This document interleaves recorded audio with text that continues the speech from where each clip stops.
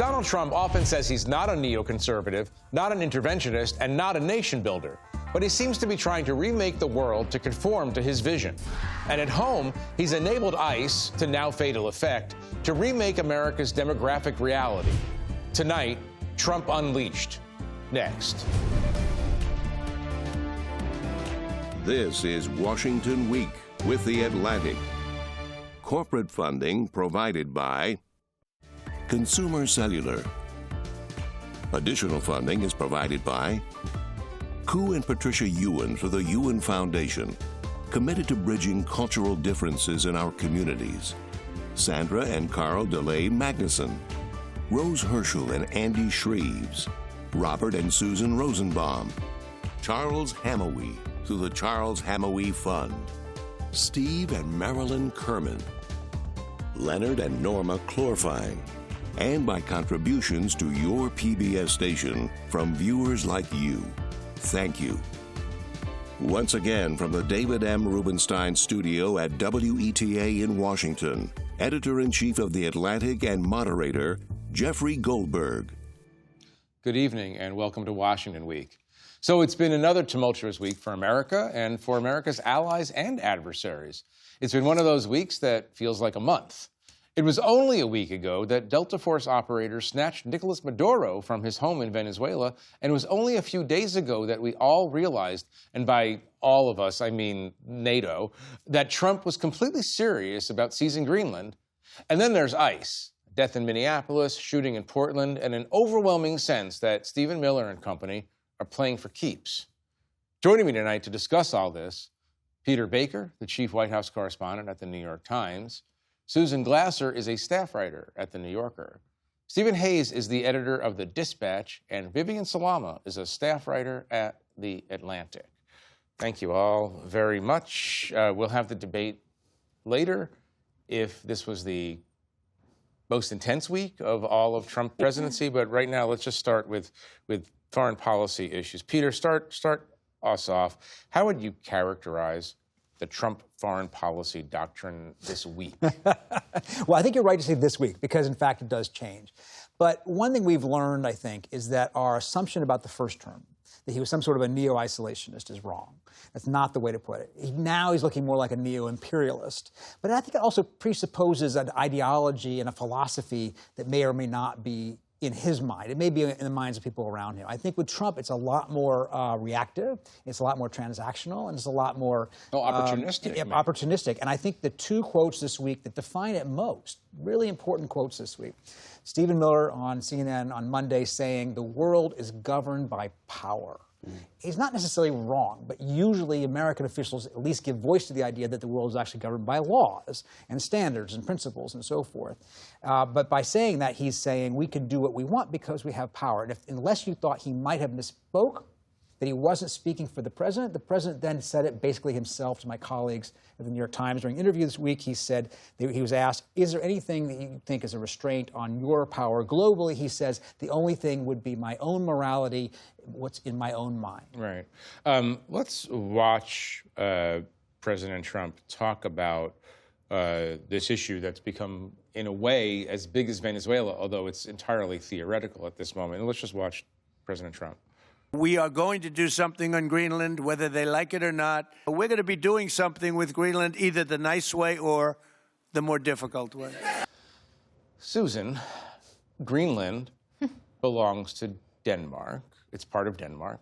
Denmark is a United States ally, a treaty ally in NATO. I feel like we're down the rabbit hole with this discourse.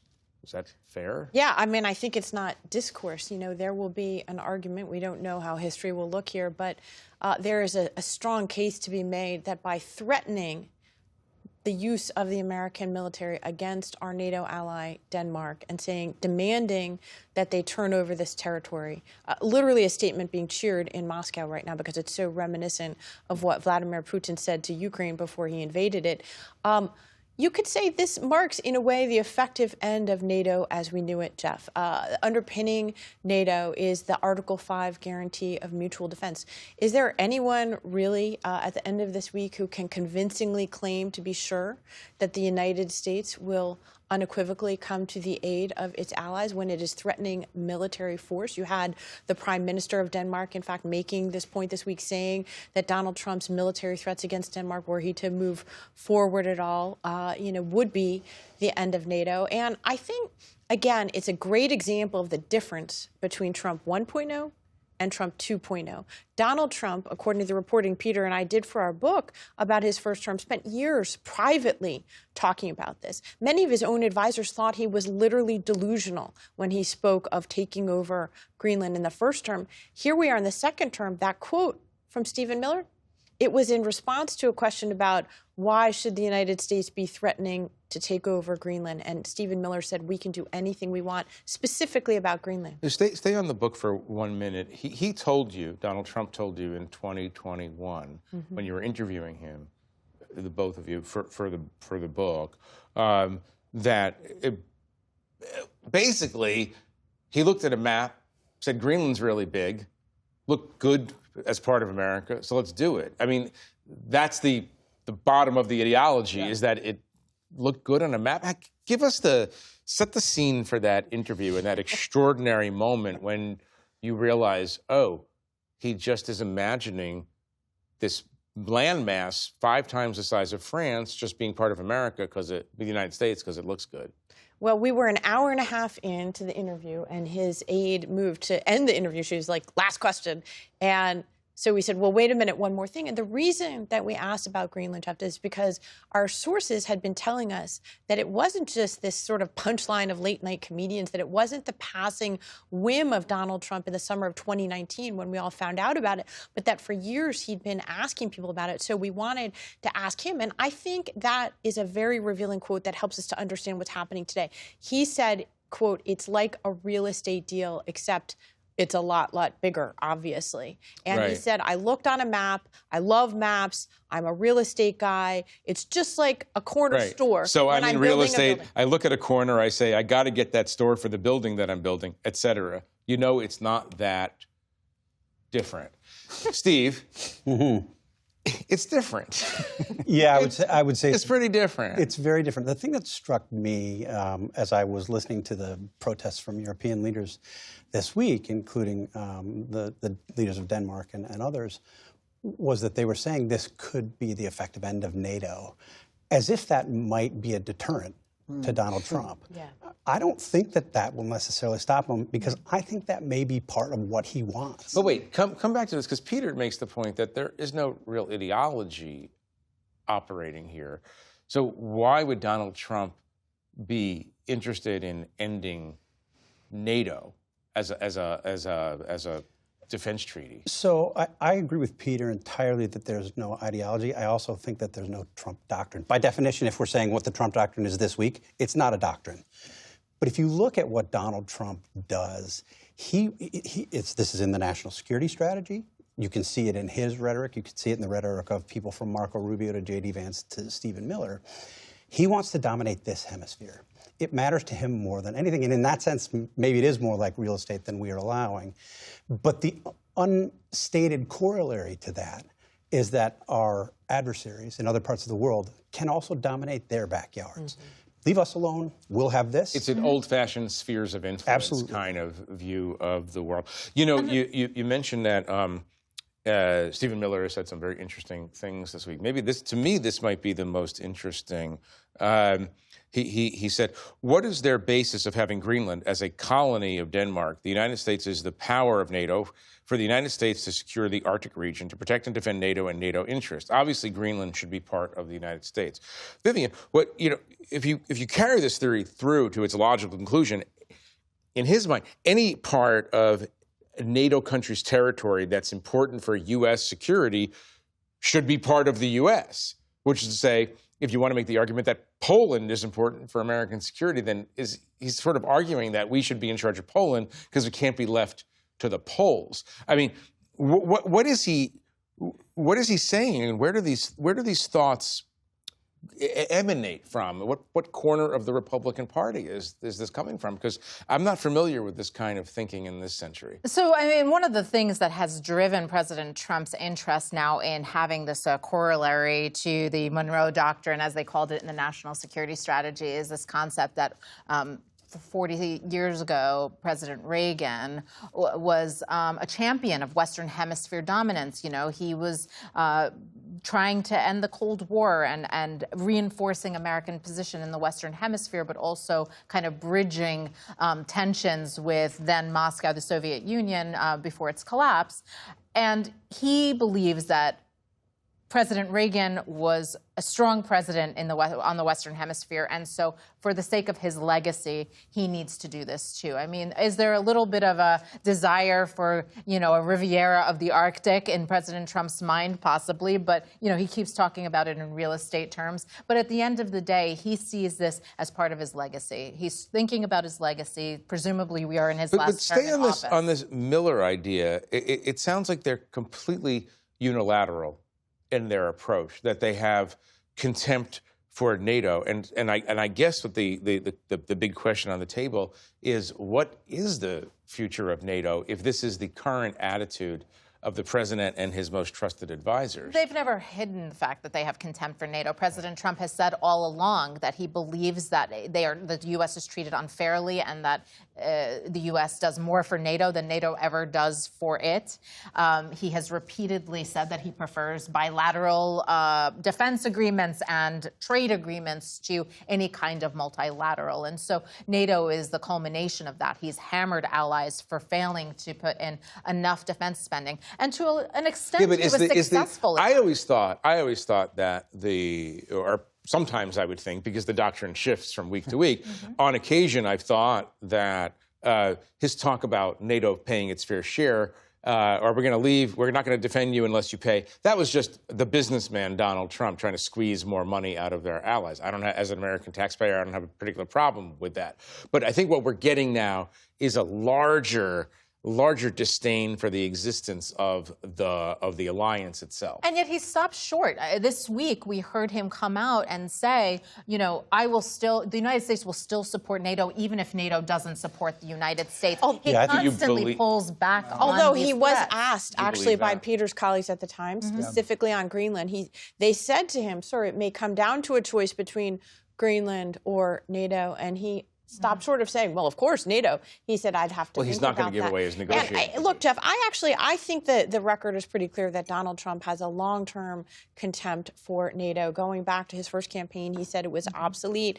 He has had a consistent predilection for essentially denigrating even the concept of alliances, looking to treat, you know, as a one-on-one equal with our adversaries. When it comes to this idea, by the way, of treaties, Donald Trump has a bilateral treaty with Denmark. It's not a multilateral treaty. He has a 1951 defense treaty signed by Harry Truman that already gives the United States military essentially the untrammeled right to do as it pleases. The U.S. could move 100,000 troops absolutely in a NATO framework onto Greenland. So it's not about that. He said in the interview, I need for psychological reasons. Psychological is his quote. I need it for psychological reasons to actually own it. It's different if you own it rather than lease it. Again, the real estate thing. See, renting versus buying? But the other thing I would, a little bit. I would, in fact, by the way, there was a rent lease back option they looked at in the first term we discovered when we were doing our reporting. But take the next step, okay? Who else hates NATO? Vladimir Putin hates NATO.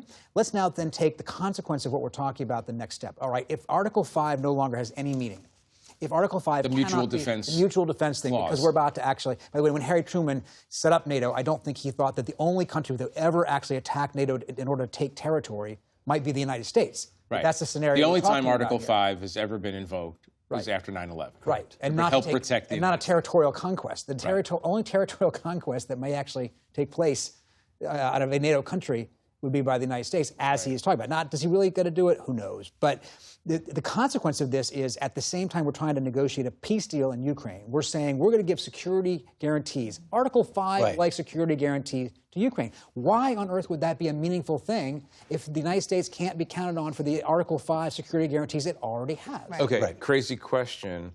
Could Denmark, if this gets more dramatic, could Denmark go to NATO and say, we're invoking Article 5. Yes. You must rise to the defense of Denmark against the threat from the United States. I mean, they've suggested as much, right? Yes. I mean, I think that's... And that is feasible. Right. I mean, I think that would seem like a crazy thing to do. No, I feel like we're playing Risk on ketamine right now. You know, actually, so many of the things that we've seen. I mean, I don't know if you've ever done that, but yeah. Jeff, that was a little too specific. Yeah.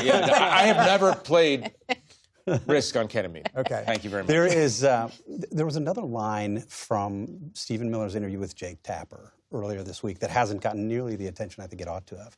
And he was describing the post-World War rules-based international order, of which the United States is the primary author. And he called it a period when we were groveling and asking for favors. That is not really anybody's understanding of what's happened in the building of that order, in the furtherance of U.S. interests. But Stephen Miller, we keep talking about Stephen Miller. He's the Deputy White House Chief of Staff, incredibly important and influential advisor to Donald Trump, maybe more influential than just about anybody else. With a coherent ideology or set of ideologies. Yeah, evolving, but Or so, but yeah. but coherent. But even someone that the president himself has joked is more hardline than most in his administration. Yeah. He has acknowledged that repeatedly. But now it connects the dots, I think, between what's happening internationally with Trump's disruption and what's happening at home. Remember that the big picture context here, Jeff, is a world where Trump is not only trying to pivot the international order to make the U.S. sort of on a par with Russia and China as sort of the great powers who will decide the fate of the world, but he's also talked, even in the campaign and certainly since then, that the greatest threat really to the United States is the enemy within. And Stephen Miller is the architect of Donald Trump's campaign to essentially militarize domestic policy as well. So we have the Western Hemisphere, and we have what's happening I at do home. want to come to ICE in a minute. I just have two more questions on this. Well, Steve, tie this together. Tie this Greenland discourse to what just happened in Venezuela, or what's happening in Venezuela. Yeah, well, I think actually Peter got it right earlier. I do think that there was this sense from Donald Trump and from sort of MAGA more broadly that when we were talking about America first, that meant sort of neo-isolationism. And it turns out that, at least in its current context, it means imperialism. And that's what I thought was so extraordinary about the president's press conference last Saturday after the Maduro operation is he went out and he basically announced that we're going to be an imperial. Yeah, we took it for the damn oil. You're damn right we did. Right. And it really is. I think, if you've been covering this, if you've been paying close attention to this, you kind of understood that was there, but to have him say it the way that he said it, to have Carolyn Leavitt, the White House spokeswoman, say it the way she said it. By the way, that's one of his Stephen superpowers. Miller. He just says the thing Right. that you suspect may be true. But Vivian, I want to go to another part of this puzzle, Iran. About a week ago, the president posted on Truth Social that, quote, if Iran violently kills peaceful protesters, which is their custom, the United States of America will come to their rescue. We are locked and loaded and ready to go. He's said it again. What gives? Is he really going to do anything? Because that could be the big enchilada here. I mean, if he starts involving the United States directly in this Iranian uprising. The big enchilada that would make the heads of even some of his Republican supporters explode, probably, because they did not even support a limited operation that he did last year in the defense of Israel when he went out after nuclear sites in Iran last year. Now he's doing it in the name, allegedly, of pro-democracy protesters in Iran, which I think people of both parties certainly would support.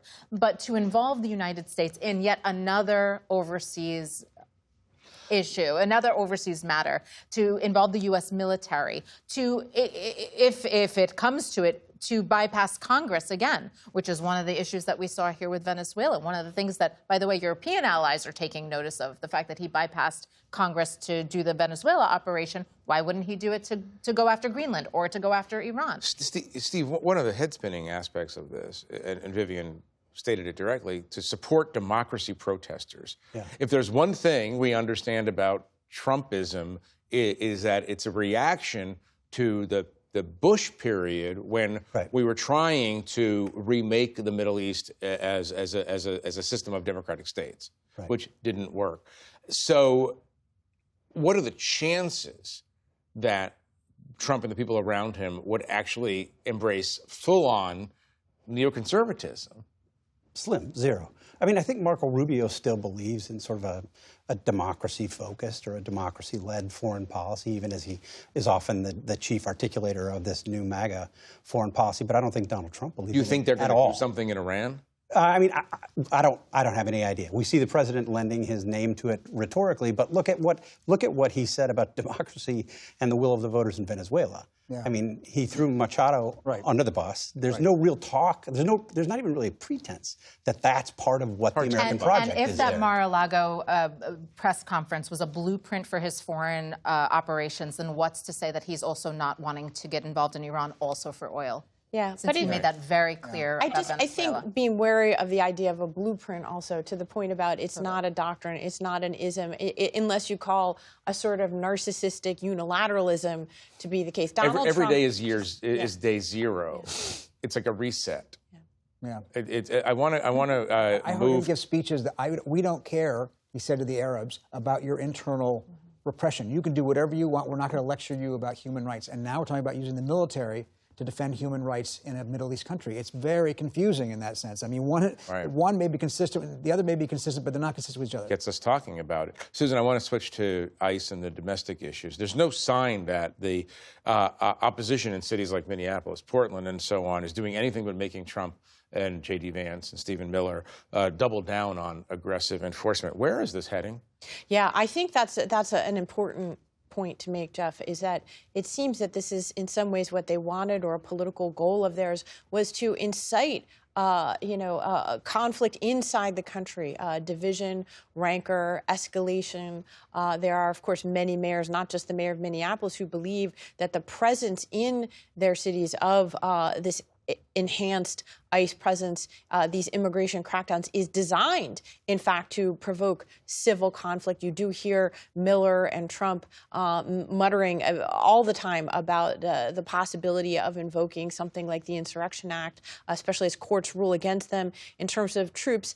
And you have this horrific incident in Minneapolis, which would be terrible under any circumstance. But what I've noticed, and we've all seen it, obviously, is the specific calculated decision, in particular by Vice President Vance, to inflame the situation. He has spent the last several days constantly on social media vilifying the woman who was killed after dropping off her child at school in the morning, rather than doing what any other politician would have done in our lifetime, simply saying this is a tragedy, it should be investigated.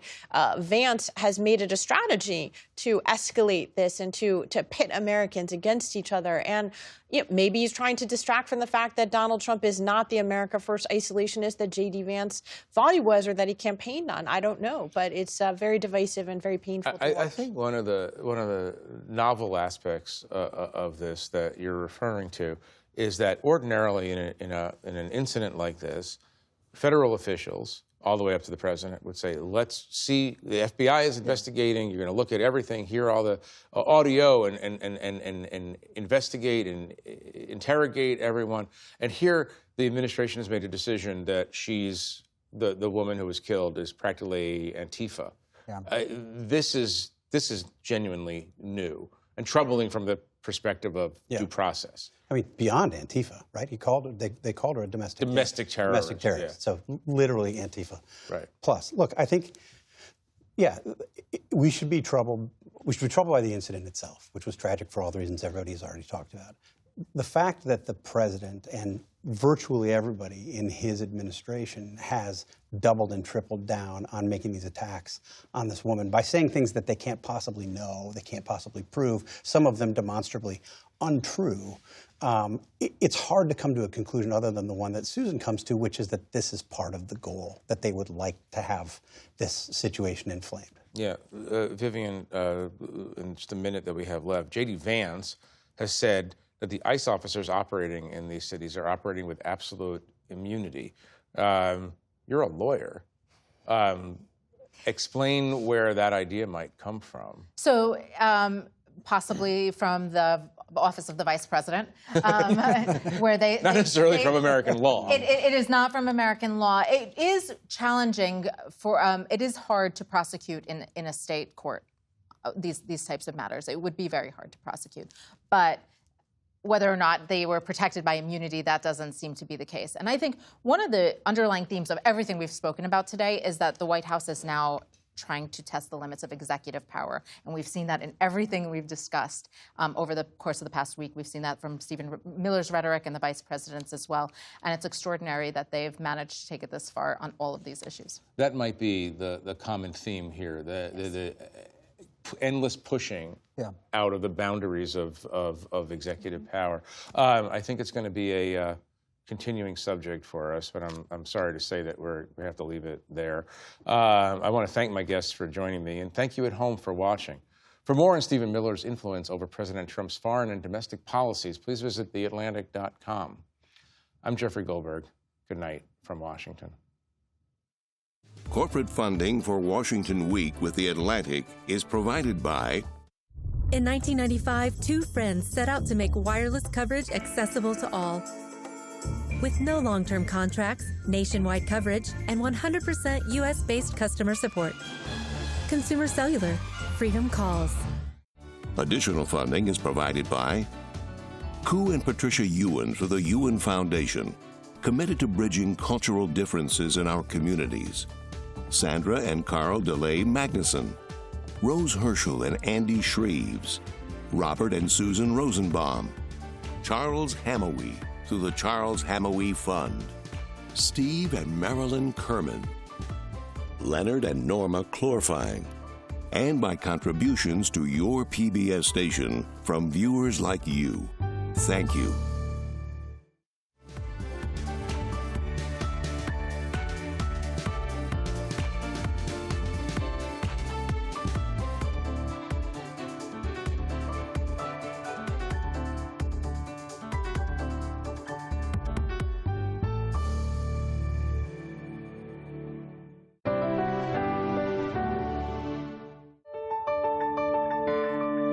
You're watching PBS.